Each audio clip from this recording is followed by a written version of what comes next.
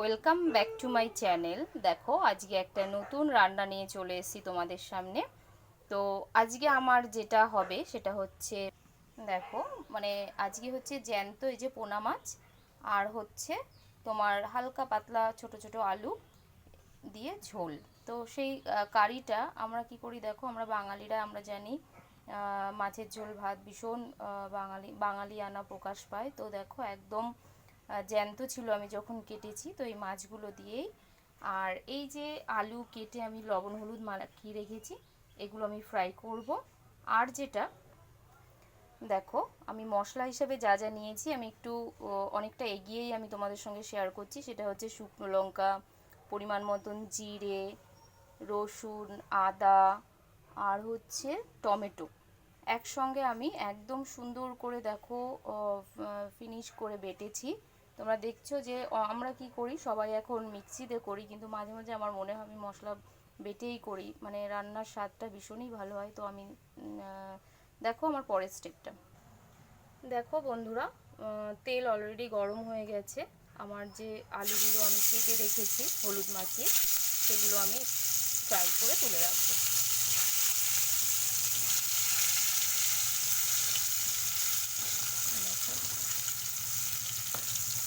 একটু এগুলো একটু লাল লাল করে ভেজে নেব।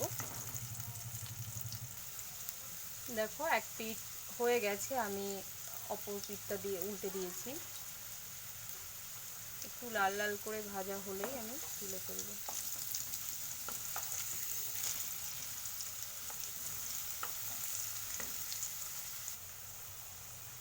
দেখো বন্ধুরা, অলরেডি আলু ভাজা হয়ে গেছে, আমি তুলে নেব এগুলো।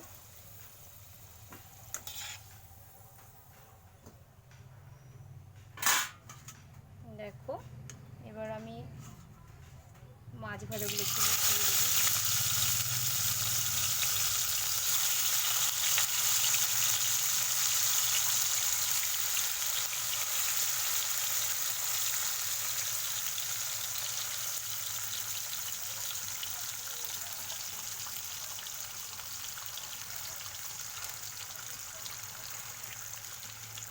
দেখো ওয়েট অ্যান্ড ওয়াচ। দেখো বন্ধুরা, মাছ ভাজা হচ্ছে।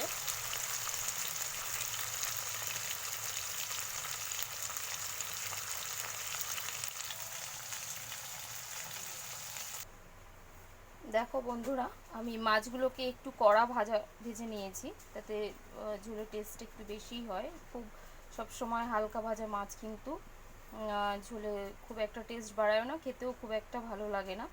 তো দেখো দেখো আমি পরিমাণ মতন তেল দিয়ে দিয়েছি, একটু হিট হওয়ার জন্য রেখেছি। দেখো তেল হিট হয়ে গেছে। তো ফোড়ন হিসাবে আমি যেটা দিচ্ছি সেটা হচ্ছে তেজপাতা আর জিরে। দেখো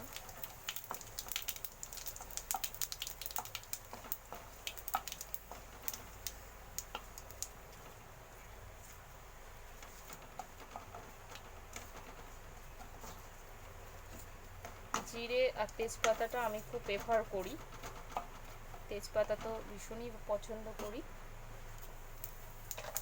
দেখো একটু জাস্ট জিরেগুলো কালচে কালচে হয়ে এলে আমি যে মশলা করে রেখেছি তোমাদের অলরেডি আমি বলে দিয়েছি। এখানে আমি পরিমাণ মতন জিরে, শুকনো লঙ্কা, আদা, দুকোয়া রসুন আর হচ্ছে টমেটো কুচি নিয়েছি। তো সেগুলোকে একসঙ্গে পেস্ট করে দেখো আমি এটাকে দিয়ে দিচ্ছি।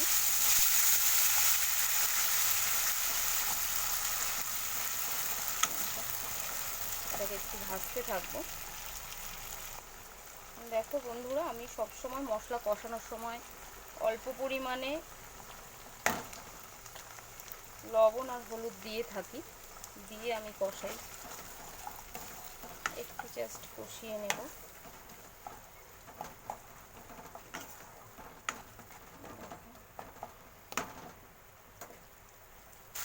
দেখো মানে মশলাটাকে একটু কষিয়ে নেব, কষিয়ে নিয়ে আমি একটু জল অ্যাড করব। এই যে একদম অল্প পরিমাণে জলটা আমি অ্যাড করলাম, দেখো খুবই অল্প, শুধু মশলাটাকে একটু কষিয়ে নেব। এবার ঢাকনাটা দিয়ে আমি একটু 2 মিনিটের জন্য ছেড়ে দেবো। দেখো আমি 1 মিনিট পরে ফিরে এলাম। দেখো তেল ছাড়তে শুরু করেছে, আমার মশলা কষেও গেছে। তেলটা একটু বাড়িয়ে দিলাম। দেখো পরিমাণ মতন আমি জল অ্যাড করব, অনেকটা দেব না।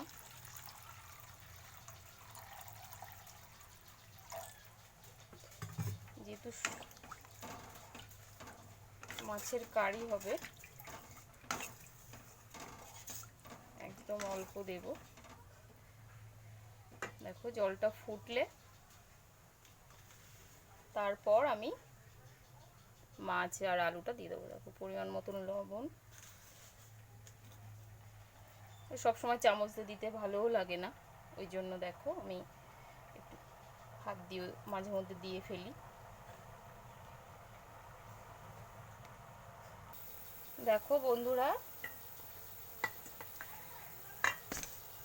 ঝোল ফুটতে শুরু করে দিয়েছে। তো আলুটা যেহেতু সিদ্ধর ব্যাপার আছে, আমি আলুগুলো দিয়ে দিচ্ছি।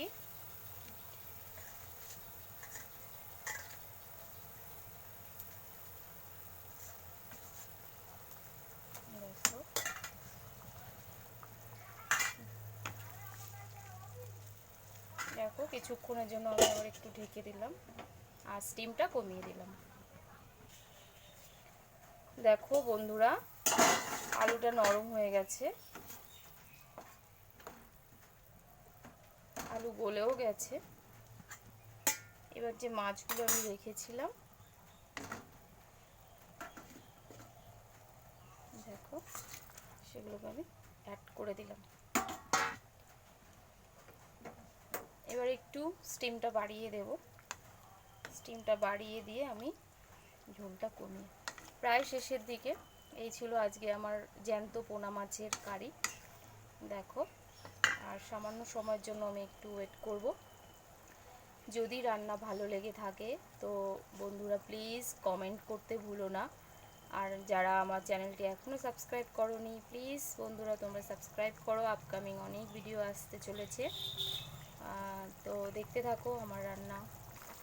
দেখো আমি একটা জিনিস অ্যাড করছি, সেটা হচ্ছে চালটাকে ভিজিয়ে চালটাকে ভেজে গুঁড়ো করে কিছুটা চালের গুঁড়ো আমি অ্যাড করে দিচ্ছি, এতে তরকারির স্বাদটা একটু বাড়িয়ে দেয়।